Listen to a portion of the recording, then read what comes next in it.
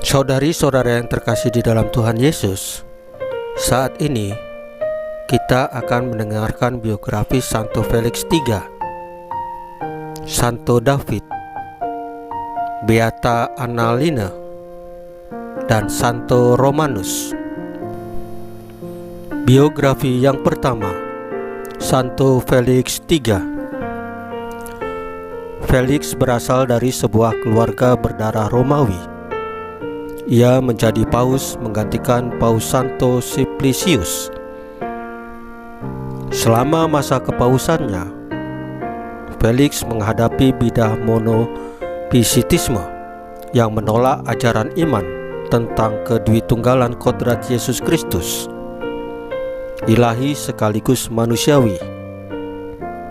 Untuk memecahkan masalah itu, Kaisar Zeno mengeluarkan suatu rumusan kesatuan yang bermakna ganda yang disebut henotikon.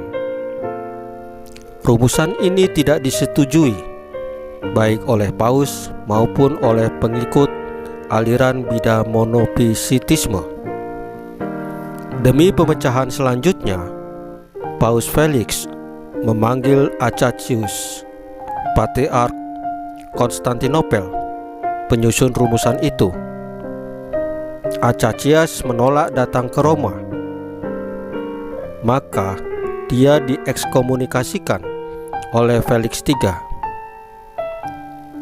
Sejak berlakunya ekskomunikasi ini, skisma Acacian mulai tersebar dan terus berkembang hingga kematian Felix III pada 1 Maret 492. Biografi kedua, Santo David.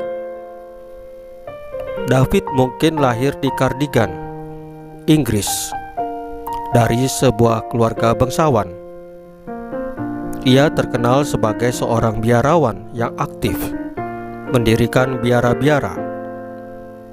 Kurang lebih ada 12 biara yang didirikannya. Dari antara biara-biara itu, biara Menevia di bagian barat daya Wales adalah biara pusat sekaligus menjadi tempat tinggalnya sebagai pemimpin tertinggi. Dalam kedudukannya itu, David memainkan peran besar dalam perkembangan gereja Keltik. Banyak perintis gereja Irlandia dididik di Menevia, antara lain Santo Vinianus dari Clonard yang dijuluki sebagai Bapa Monastik Irlandia. Ketenaran namanya pada zaman itu dapat dilihat dari begitu banyaknya gereja kuno, yaitu lebih dari 50 gereja di bagian selatan Wales yang memilih dia sebagai pelindungnya. David meninggal dunia di Menevia pada tahun 601. Ia digelari kudus pada masa kepemimpinan Paus Kalistus II dan diangkat sebagai pelindung suci Wales. Biografi yang ketiga, Beata Annalina. Masa muda Anna berlangsung pada masa penganiayaan dan pembunuhan terhadap umat Katolik di Inggris. Meskipun keadaan sangat berbahaya, Anna serta adiknya mengambil keputusan berani untuk memeluk agama Katolik. Akibat keputusan itu, ayah mereka mengusir mereka dari rumah dan hak waris mereka dicabut. Kelak, Anna menikah dengan Roger Line, seorang pemuda Katolik yang saleh. Roger kemudian meninggal dunia tahun 1594 di tempat pembuangannya di luar negeri. Sejak saat itu, Anna memusatkan perhatiannya pada hal menolong imam-imam yang dikejar-kejar oleh agen-agen rahasia Inggris. Rumahnya yang berada di London selalu terbuka bagi para imam.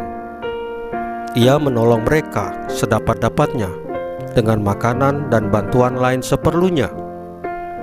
Ia ramah dan sopan serta berjiwa tenang.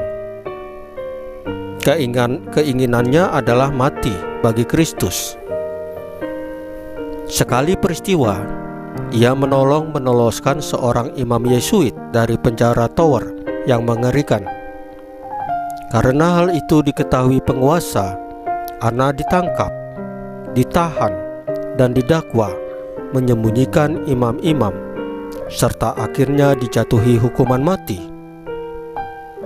Dengan gagah berani ia berkata kepada hakim-hakim yang mengadilinya, "Saya hanya menyesal bahwa saya tidak dapat menolong imam-imam sebanyak 1.000 orang lagi." Pada 27 Februari 1601, Anna dibawa ke Tyburn, tempat penyiksaan yang sampai saat ini terkenal sebagai tempat pembunuhan yang mengerikan. Anna tetap sabar dan tenang sampai terakhir hidupnya. Ia mengucupi tiang gantungan yang disediakan baginya dan membuat tanda salib pada tiang itu, lalu berdoa. Di atas tiang gantungan itulah ia menghembuskan nafasnya dan menyerahkan rohnya kepada Tuhan Yesus. Biografi yang keempat, Santo Romanus. Romanus adalah seorang rahib di sebuah biara pertapaan dekat Subianco, Italia. Ia mendatangi Santo Benedictus hingga menjadi seorang rahib yang terkenal dalam sejarah gereja. Pertemuannya dengan Benedictus terjadi di daerah pegunungan Subianco. Kepadanya, Benedictus mengetengahkan keinginannya untuk menjadi rahib. Memenuhi keinginan hati Benedictus, Romanus menunjukkan kepadanya sebuah gua terpencil yang sangat cocok untuk berdoa dan bermeditasi. Romanus membantu Benedictus dengan mengantarkan kepadanya makanan sehari-hari selama 3 tahun. Romanus kemudian pergi ke Auxerre, Perancis, agar bisa terhindar dari para pengacau yang telah menyebar ke seluruh Italia. Di Auxerre, ia mendirikan biara Fontroche, dan di sana pula ia menghembuskan nafasnya pada tahun 550. Saudari-saudara yang terkasih di dalam Tuhan Yesus, firman Tuhan Yesus hari ini adalah, tetapi banyak orang yang terdahulu akan menjadi yang terakhir, dan yang terakhir akan menjadi yang terdahulu. Marilah kita mencontoh sikap, cara berpikir, cara bertindak dari santo dan santa kita. Marilah kita rajin berdoa, melaksanakan firman Tuhan Yesus dalam hidup sehari-hari, rajin bersyukur, rajin bertobat, dan tetaplah melayani sesama dengan kasih Yesus. Tetaplah mewartakan Injil dalam hidup sehari-hari. Tuhan Yesus memberkati kita semua. Amin.